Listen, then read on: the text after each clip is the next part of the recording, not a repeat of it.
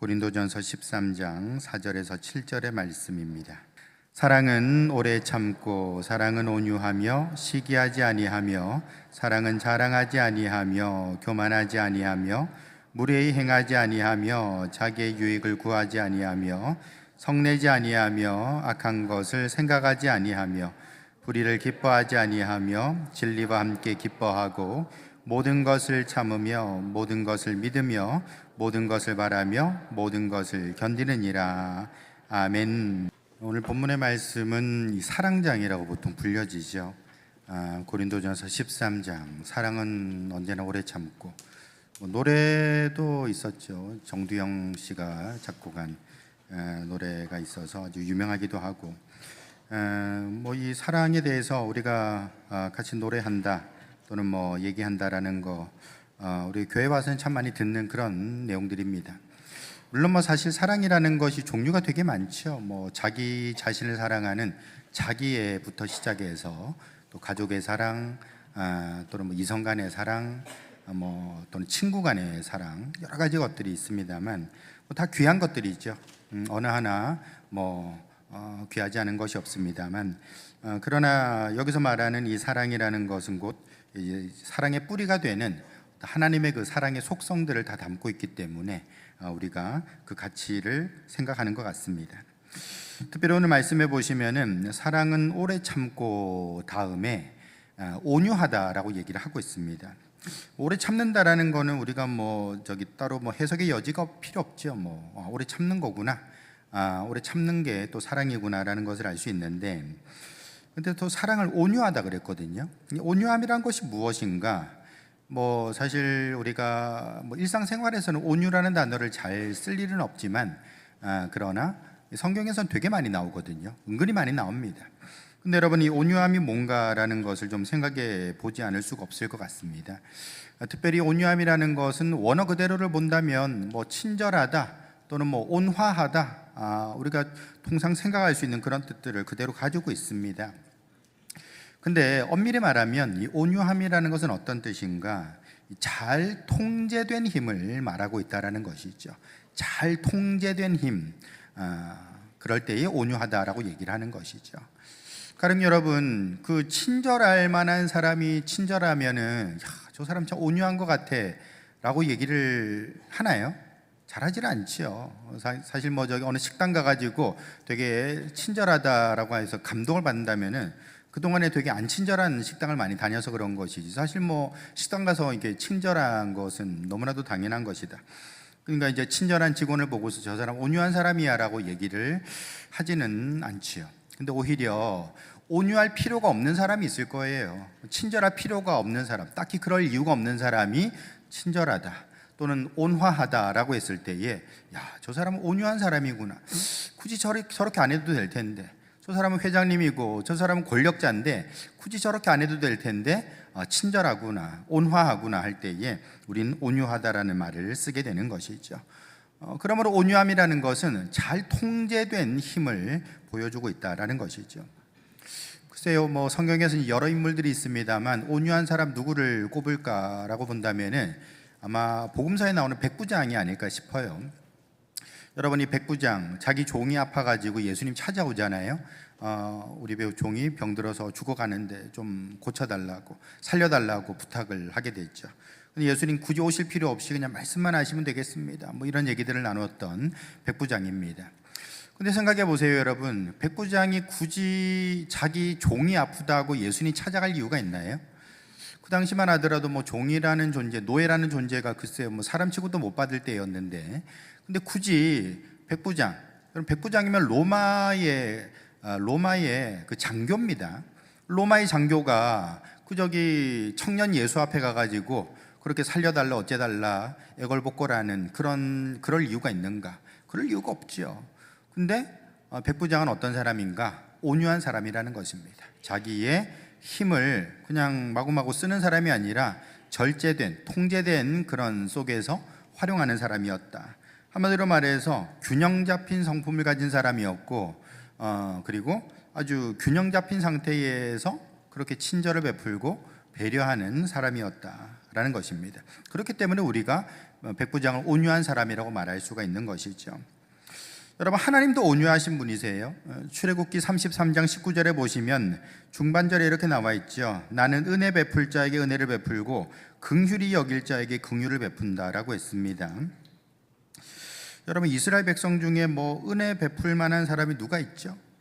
긍휼을 받을 만한 자격 있는 사람이 누가 있습니까? 제가 볼 땐 별로 없는 것 같은데, 근데 하나님께서는 그냥 심판을 하셔도 뭐 할 텐데 그러지 아니하시고 잘 통제된 감정 속에서 은혜를 베풀어주고 긍휼히 여겨 주시고 있다라는 것입니다. 그게 바로 온유라고 말할 수 있는 것이죠. 여러분, 예수님도 역시 하나님의 아들이시니까 동일하게 온유하신 분이시라 말할 수 있습니다. 마태복음 26장 53절에 보시면 너는 내가 내 아버지께 구하여 지금 12군단 더 되는 천사를 보내게 할 수 없는 줄 아느냐라고 했어요. 이 장면이 뭐냐면 겟세마네 동산에서 기도하시고 대제사장이 보낸 사람들이 예수님 잡으러 왔거든요. 근데 이제 그때에 베드로가 칼 꺼내가지고 말고의 귀를 치고 예수님 갖다 붙여주고 이런 와중에 나온 얘기입니다. 야, 칼 집어넣어. 어디라고 칼을 쓰고 있어? 내가 지금 천군 천사들 못 불러서 이러는 줄 알아? 내가 힘이 없어서 끌려가는 줄 알아? 이 모든 게 다 십자가의 의를 이루기 위해서 내가 가는 거야 라고 말씀하시고 계신 것이죠. 예수님이 지금 힘이 없어서 잡혀가는 게 아니라 어떤 목적을 위해서 모든 것들을 다 적절하게 통제하고 계시다라는 것입니다. 여러분, 이것이 바로 예수님의 온유다라고 볼 수가 있는 것이죠. 온유라는 것은 힘이 없거나 무력하거나 그냥 밟는 대로 당해버리는 그런 어떤 호구 같은 사람, 이런 것을 의미하는 것이 아니라 능력이 있음에도 그 능력을 그때그때 적절하게 통제할 수 있는 사람, 쓰지 말라는 게 아닙니다. 지금 내가 능력을 써야 될 타이밍인지 아니면 내가 절제해야 할 때인지 이것들을 잘 알아서 자기의 능력을 통제할 수 있는 사람이 바로 온유한 사람이다라는 것입니다. 저와 여러분들도 그리스도 안에서 균형 잡힌 성품, 이런 온유함을 가질 수 있기를 주님의 이름으로 축복합니다. 근데 그 밑바탕에 뭐가 있다라는 겁니까? 사랑이 있다라는 것이죠. 사랑 속에서 결국에는 온유함을 발휘할 수가 있더라라는 것입니다. 여러분, 분명히 이 말씀이 기록되어 있는 이유가 있겠죠. 이것은 하나님이 나 온유한 사람이야 자랑하는 것이 아니라 너희도 온유하라 라는 것을 얘기를 하고 있는 것입니다. 우리가 온유하려면 어떻게 되는가? 예수님의 사랑 안에 충만하게 거하고 또 젖어들고 이렇게 하면은 온유한 사람이 될 수 있겠죠. 요한복음 15장 9절에 보시면 아버지께서 나를 사랑하신 것 같이 나도 너희를 사랑하였으니 나의 사랑 안에 거하라. 예수님의 사랑 안에 있으면 우리도 예수님처럼 온유한 사람이 될 수 있겠다. 전에는 그냥 멋모르고 그냥 휘두르는 사람이었는데 이제는 온유한 사람이 되어서 그때그때 자신의 힘을 통제할 수가 있다라는 것입니다. 그걸 우리는 성장 또는 성숙이라고 말할 수가 있는 것이죠. 오늘 말씀을 통해서 어떻게 하면 내가 자신의 능력을 통제하는 그런 사람, 사랑의 사람, 또 성장하는 사람이 될 수 있는지를 생각해 보면서 은혜 받는 시간 될 수 있기를 축원합니다. 첫 번째로 이 온유한 사람은 균형 잡힌 자기 사랑이 가능하다라는 것입니다. 우리 오늘 본문 말씀 5절에 보시면은 무례히 행하지 아니하며 자기 유익을 구하지 아니한다라고 얘기를 하죠. 사랑은 어떤 것인가? 무례히 행하지 않고 자기 유익을 구하지 않는다. 여러분, 여기서 말하는 무례히 행하지 않는다라는 것은 예의 범절에 어긋나지 않는다, 또는 경우에 어긋나는 짓을 안 한다, 이런 뜻으로 우리가 이해할 수 있을 것입니다. 근데 그 말도 틀린 말 아닐 거고요. 그러나 이 무례하다라는 이 헬라어가 어떤 뜻을 가지고 있는 거 아니? 수치스러워한다라는 뜻을 가지고 있어요. 수치스러워한다, 부끄러워한다, 그런 뜻을 가지고 있다라는 것입니다. 그러니까 지금 무례히 행하지 않는다라는 것은 스스로 부끄러울 일을 하지 않는다, 또는 자기 자신을 수치스럽게 여기지 않는다, 이런 뜻이 되겠죠. 이건 여러 가지 뜻을 다 연결할 수 있습니다. 내가 남에게 해를 가하면은 스스로 내가 부끄러운 일을 하는 거잖아요. 그런 의미도 될 것이고, 그거 아니더라도 자기 자신에 대해서 부끄럽게 여기는 사람들, 수치스럽게 여기는 사람들, 그렇게 하지 말라라는 의미도 될 것입니다. 여러분, 사람들 중에 보면은 자기 자신에 대해서 좀 경멸하고 저주하고 되게 좀 낮고 천하게 여기는 사람들이 있거든요. 꽤 많습니다. 실제로는. 한마디로 말해서 자기가 얼마나 참 귀한 존재인지를 잘 인정하거나 받아들이려고 하지 않는 사람들이 많이 있다라는 것입니다. 그래서 이제 자기 자신에 대해서 아주 자기 비하라고 하죠. 낮은 자존감 이런 것들을 가지고 있는 경우들이 있죠.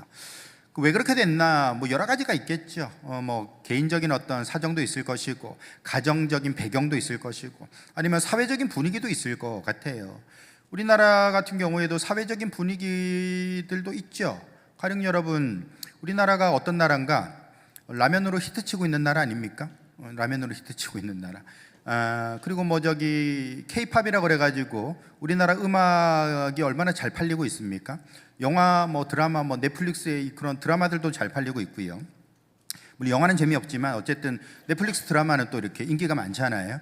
그런 것들도 많이 있고. 뿐만 아니라 우리 한국의 빨리빨리 문화, 되게 한국 사람들 좀 빨리빨리의 민족이라고 좀 경멸하듯이 이렇게 얘기를 많이 했었잖아요. 근데 온 세계가 지금 부러워한다는 건 아닙니까? 우리는 동사무소 가서 서류 하나 떼려면 일주일 넘게 기다려야 되는데 바로 되네? 이렇게 되게 깜짝깜짝 놀란다라는 것이죠. 되게 자랑스러운 일이 많습니다. 그럼에도 불구하고 여러분, 우리나라를 바라보는 시각, 그러니까 우리가 우리나라를 바라보는 시선이 그렇게 자랑스러운가? 그렇지 않을 수도 있다라는 것이죠. 저도 학창 시절부터 이렇게 배워왔던 그런 것들이 있습니다만, 괜히 우리나라에 대해서 아주 낮고 천하게 안 좋게, 심지어는 대한민국은 태어나지 말았어야 될 나라 아니냐, 이런 식으로 이렇게 생각하는 사람들도 있다. 다시 말해서 그런 사회 분위기들도 있었다라는 것입니다. 지금도 있고요. 근데 여러분, 생각해 보면은 우리나라 이 한반도의 역사가 한 5,000년이라고 얘기를 하지요. 반만 년 역사라고 얘기를 하니까. 근데 얼마나 많은 나라들이 있었습니까? 고조선도 있었고 여러 나라들이 있었잖아요. 그 중에서 하여튼 대한민국만큼 세계적으로 잘 나가는 나라가 있을까? 신라가 대한민국만큼 잘 나갔나? 조선이 대한민국만큼 잘 나갔나? 그러지 않거든요. 우리나라처럼 지금 국방력이 뛰어나고 경제적으로 우수하고 하여튼 여러 가지로 성공한 성취를 이룬 그런 시대가 있었을까? 돌아보면은 없다라는 것이죠. 그럼에도 불구하고 우리나라 역사에 대해서 또는 현대사에 대해서 되게 많이 부끄럽게 생각하는 사람들도 많이 있다. 근데 그게 뭐라고요? 다시 말해서 무례히 행하지 마라. 그 말입니다. 한마디로 말해서 자기 자신에 대해서 부끄럽다, 수치스럽다, 그렇게 생각하지 말라라는 것이죠. 한마디로 말해서 자기를 사랑하라는 것입니다. 자기를 사랑하고 자기 가정을 사랑하고 자기 교회를 자랑스럽게 여기고 자기 나라를 자랑스럽게 여기는 것이 필요하다라는 것이죠. 거기서부터 모든 게 시작되는 것이지, 자기 자신에 대해서는 별로 좋게 생각하지 않으면서 밖에 나가서 이렇게 열심히 하는 거, 이런 것들은 별로 의미가 없다라는 것이죠. 마태복음 22장 39절에도 보시면은 둘째도 그와 같으니 너의 이웃을 너 자신같이 사랑하라 라고 하셨어요. 예수님께서 율법의 중요한 게 뭐냐? 두 가지다. 첫 번째는 하나님을 사랑하는 것이고 두 번째는 이웃을 사랑하는 것이다 라고 가르쳐 주셨죠. 근데 이웃을 그냥 사랑하라는 것이 아니라 너 자신같이 사랑하라 라고 말씀을 하셨습니다. 너 자신같이 사랑하라. 자기 자신에 대해서는 나는 아주 엉망이야 라고 아주 낮은 자존감을 가지고 살아가면서 남한테만 사랑하고 어쩌고 퍼주고 난리를 하면은 그건 말도 안 되는 것이다. 가식이 되는 것이고 그건 건강한 모습이 아니라는 것이죠. 제일 먼저는 뭐냐? 자기 자신을 사랑할 수 있기를 축원합니다. 여러분들이 속한 가정 또 교회, 나라에 대해서 자긍심을 가지고 살아가야 되는 것이죠. 거기서부터 뭔가 이게 시작되는 것인데, 자기 자신을 사랑하지 못하면서 남을 사랑한다, 그런 것들은 별로 이렇게 건강하지 못한 모습이 될 수밖에 없다라는 것이죠. 근데 여러분, 분명히 우리가 이제 자기 사랑이라는 것이 중요하다는 걸 알았는데, 아까 말씀드린 대로 4절에 분명히 나와 있죠. 사랑은 온유하다 그랬습니다. 온유가 뭐냐? 통제된 힘이라는 것이죠. 통제된 힘. 이걸 적용한다면은 우리가 나를 사랑하는 건 너무나도 귀한 것이고 필요한 것인데, 자기 사랑에만 빠져 있으면 어떻게 될까요? 그 사람은 독선 또는 아집, 이런 것에 빠지게 되는 것이죠. 자기를 사랑하지 말라는 게 아닙니다. 여러분, 내가 나를 귀하게 여긴다면요, 남도 귀한 줄 알라라는 것입니다. 그게 건강한 사랑이라는 것이죠. 마태복음 7장 12절에도 보시면은 그러므로 무엇이든지 남에게 대접을 받고자 하는 대로 너희도 남을 대접하라 라고 했습니다. 내가 이런 말 들으면 기분 나쁠 것 같아. 그렇다면 내가 저 사람한테 이 말하면 상처가 되겠죠. 내가 그런 대접을 받으면 마음이 상할 것 아닙니까? 그러면 똑같이 내가 남에게 대접한다면, 그런 식으로 대우한다면 그 사람도 얼마나 모멸감을 느끼겠습니까?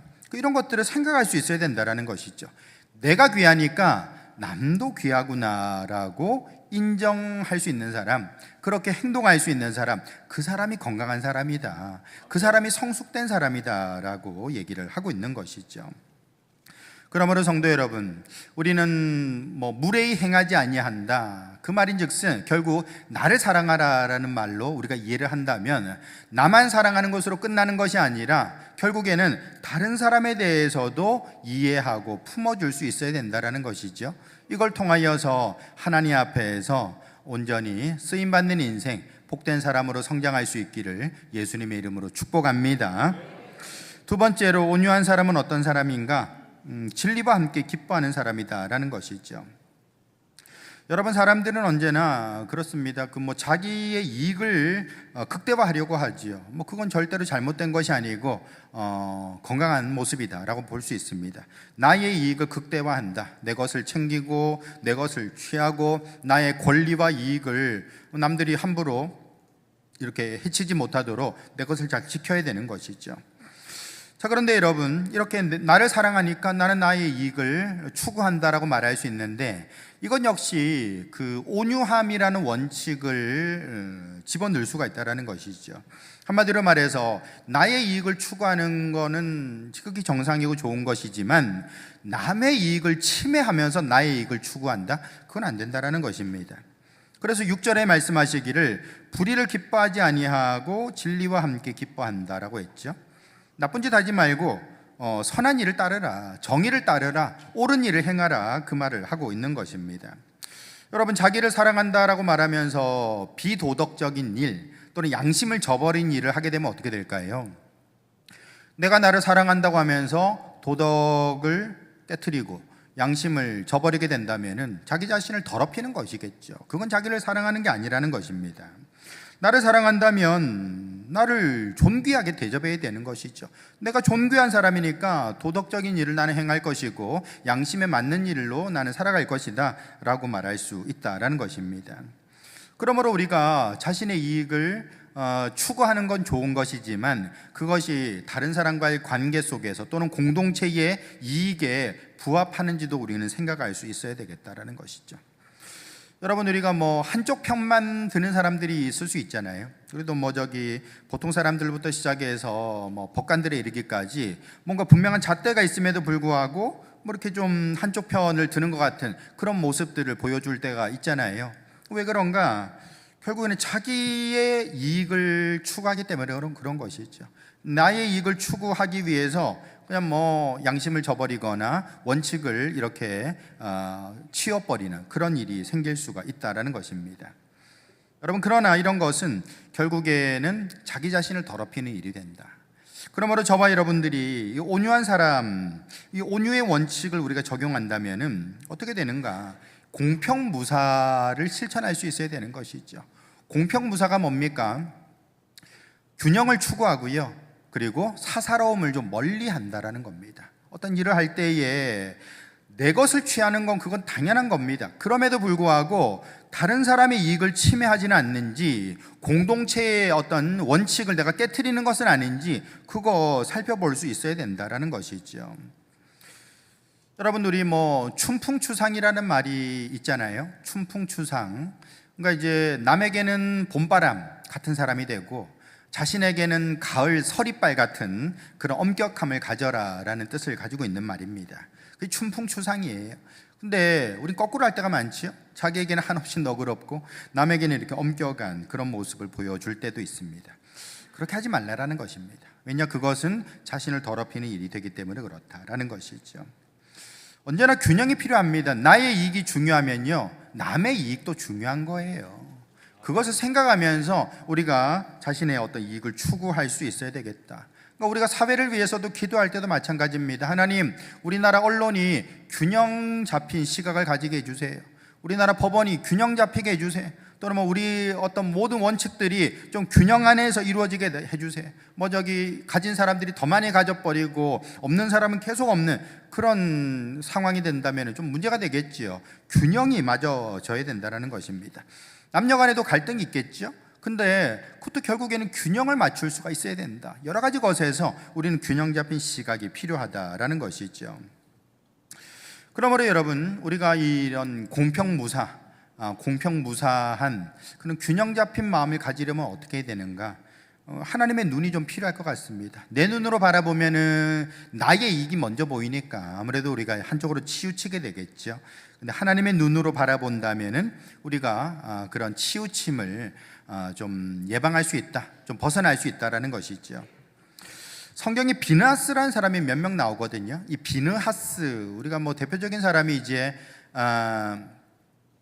엘리 제사장의 아들 비느하스가 있습니다. 그 사람은 좀 이렇게 불황아 좀 비슷한 그런 모습인데, 근데 그게 아니라 이제 아론의 이제 자손 중에 이제 비느하스가 있어요. 이 사람이 어떤 일을 했는가?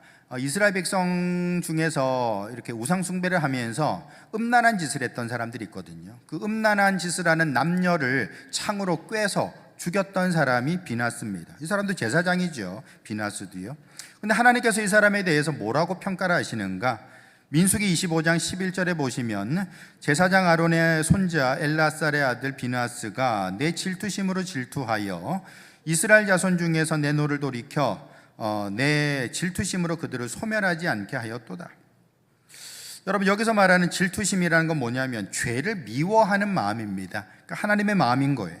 근데 이 하나님의 마음, 죄를 미워하시는 거 하나님의 마음과 같이 비느하스도 그 질투심을 가졌다라는 것입니다. 그래서 이건 아니지라고 하면서 결국에는 그 죄를 범하는 자를 남녀를 죽여서 이스라엘의 역병이 떠나가게 하는 그런 일이 있었다라는 것이죠.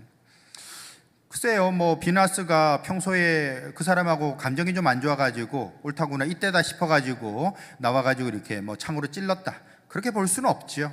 한마디로 말해서 비느하스는 하나님의 관점, 하나님의 눈을 가지고서 의로운 마음으로 그렇게 말 그대로 범죄를 저지른 사람을 단죄했다, 심판했다, 이걸 통해서 이스라엘을 건졌다라고 말할 수 있을 것입니다.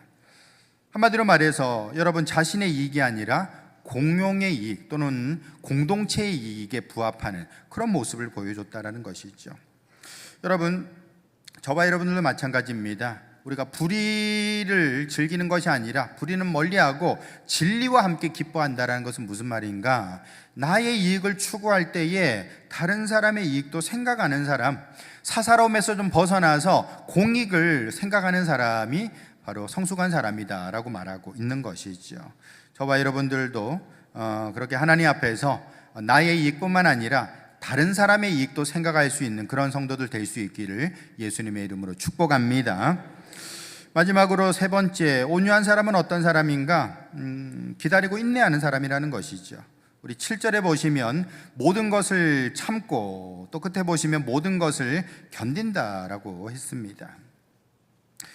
여러분, 우리가 뭐 아까도 제가 충풍추상 말씀드렸습니다만 남에게는 봄바람, 또 자신에게는 서리빨, 이렇게 이제 하면 좋은데 어떻습니까? 이제 뭐 늘 우리가 남에게 봄바람 같이 대하면 되나요? 그건 또 아니겠죠. 이제 그때 마음을 나눠서 써야 되는 것입니다. 내가 봄바람처럼 품어줄 때도 있지만 서리빨 같이 책망하고 야단칠 때도 있어야 되겠죠. 그런 균형을 맞추는 것이 우리에게 필요합니다. 예수님께서도 용서하시고 사랑하시지만 또한 심판하시잖아요. 그것이 예수님의 모습인데 우리도 뭐 역시나 삶에서 균형을 맞추는 것이 필요하다라는 것이죠. 여러분, 우리가 살다 보면은 내가 심판의 자격을 가질 때가 있죠. 심판의 자격을 가질 때 언제가 그런 일이 있습니까? 가령 뭐 저기 내가 한 대 얻어맞았어요. 그럼 나한테 심판의 자격이 생긴 거 아닙니까? 내가 얻어맞았으니까 가서 진단서 끊어가지고 경찰서에 고소하나? 내가 할 수도 있고 안 할 수도 있잖아요. 근데 심판의 자격을 가질 때가 있습니다. 또 뿐만 아니라 심판할 힘이 생길 때도 있어요. 내가 어떤 뭐 단체장이 돼가지고 이게 맞고 틀리고를 결정할 수 있는 권한이 생길 수도 있는 것이죠. 이렇게 우리에게 심판의 자격이 생기거나 심판의 그런 힘이 주어질 때가 있는데, 그럼 어떻게 되나요? 그냥 휘둘러 버리나요? 심판하고 맙니까? 아니라는 겁니다. 좀 기다려라 라는 것이죠. 왜냐? 우리는 온유한 사람이니까, 통제된 힘을 가진 사람이니까 내가 심판할 수 있다고 그냥 휘두르는 것이 아니라 기다려라 라는 것입니다. 여러분, 왜 우리는 기다려야 되는가? 왜 우리는 조금 이렇게 통제를 해야 되는가? 심판하지 말라는 거 아닙니다. 하긴 하는데 충분한 시간, 기회를 주어야 된다는 것이죠. 왜 그런가? 하나님께서 그렇게 하시기 때문에 그렇다라는 것이죠. 여러분, 하나님은 당연히 심판의 권세도 있고 권리도 있고 자격이 충분하신 분이시죠. 근데 여러분, 하나님도 우리를 바로바로 심판하지 않으십니다. 아마 바로바로 심판했으면 여기 나만 아는 사람이 없겠죠? 저만 그런 건가요? 바로바로 하나님께서 큐대로 찍었으면은 우린 다 없는 거죠. 근데 여러분, 하나님께서는 충분한 시간을 주시고 기회를 주시는 분이시다. 여러분, 노아 방주, 우리 보통 노아 홍수 때에 방주 만들어서 노아가 이렇게 살았다 알고 있죠. 근데 방주를 몇 년 동안 만들었는가? 성경에 안 나와 있어요. 근데 학자들은 얘기하기를 아마 짧게는 60년, 그리고 길게는 한 120년, 어떤 사람 150년 보는 사람도 있더라고요. 되게 오랫동안 배를 지어요. 여러분, 그 당시 기술력이 그러니까 60년 걸렸겠지. 글쎄요, 60년 걸릴 이유가 있나요? 나무만 켜다가 갖다 붙이면 되는 거잖아요. 오늘같이 첨단 장비가 들어가는 것도 아니고 그냥 물 위에 둥둥 떠있는 그냥 성냥갑 같은 배를 만드는데 그렇게 오래 걸립니까? 60년 걸릴 이유가 없거든요. 120년은 어불성설입니다. 근데 왜 60년이 걸리고 120년이 걸릴까요? 이건 배 만드는 시간이 아닌 겁니다. 그러니까 하나님께서 사람들에게 기회를 주고 시간을 주고 있다는 것이죠. 사람들이 와서 물을 거 아닙니까? 아니, 아저씨 여기서 뭐 하세요? 배 만들고 있어. 아니, 배를 왜 산에다 만드세요? 예, 홍수가 나가지고 이제 다 심판받을 거야. 그래서 하나님이 배 만들라 그랬어. 여러분, 60년 동안 그 배 만드는 모습을 지켜보고 120년 동안 지켜봤다면 사람들이 뭘 생각할까요? 어떤 사람은 우리가 얼마나 참 타락하고 죄를 많이 지었으면 하나님께서 홍수로 심판하실까? 자기 돌아보고 회개하는 사람이 있을 수도 있잖아요. 있잖아요. 하나님께서는 60년, 120년 그 시간 동안 기회를 주시고 시간을 주셨다라는 것을 알 수 있습니다. 왜냐? 하나님은 온유하신 분이시니까요. 통제된 힘을 쓰시는 분이다라는 것이죠. 예수님도 마찬가지죠. 예수님도 아까 말씀드린 대로 겟세마네 동산에서 내가 힘이 없어 잡혀가는 줄 알아? 얘기하신 것처럼 온유하신 분이시죠. 요한계시록도 마찬가지예요. 요한계시록 한번 쭉 읽어보신 분들은 느끼시겠지만 되게 답답하거든요. 고구마입니다, 고구마. 아니 저기 바로 그냥 집어넣고 끝내버리면 될 텐데 뭘 또 무적행에다가 집어넣었다가 1000년을 기다렸다가 어쩌고 저쩌고 얘기를 해요. 무슨 장 담급니까? 아니 저기 금방금방 끝내버리면 좋을 텐데 이렇게 복잡해? 오래 걸려? 라고 생각할 수 있죠. 왜 그렇습니까? 결국 예수님께서도 우리에게 기회를 주시고 시간을 주시는 것이다, 그렇게 볼 수 있는 것이죠. 여러분, 결국에는 이 온유함이란 건 무엇인가? 나에게 힘이 있다 그래서 바로 휘둘러 버리고 심판해 버리는 것이 아니라 생각해 보는 것이죠. 내가 충분히 기다렸나? 내가 충분히 들어봤나? 내가 충분히 기회를 줬나? 생각할 수 있어야 된다라는 것이죠. 히브리서 10장 36절에 보시면 너희에게 인내가 필요함은 너희가 하나님의 뜻을 행한 후에 약속하신 것을 받기 위함이다 라고 했습니다. 인내하다 보면은 결국에는 하나님의 뜻이 이루어지는 거야 라고 얘기를 하고 있는 것이죠. 그러므로 저와 여러분들은 이 온유함이라는 것, 이 사랑에 기반한 온유함이라는 게 무엇인가, 우리가 이 성장하면서 성숙되면서 가져야 될 덕목이라는 걸 알 수 있는 것이죠. 내가 귀하면 남도 귀한 것이고요, 나의 이익이 존중되어야 된다면 다른 사람의 이익도 존중되어야 된다는 것입니다. 그리고 혹시 여러분들이 심판자의 자리에 서 있을 때에 충분히 시간을 줬나? 충분히 들어봤나? 충분히 기회를 줬나? 생각해 볼 수 있어야 된다. 그것이 결국에는 예수님의 사랑 안에 있는 성숙한 사람의 모습이다라는 것입니다. 이런 그리스도의 사랑 안에 거하는 성도들 될 수 있기를 예수님의 이름으로 축복합니다.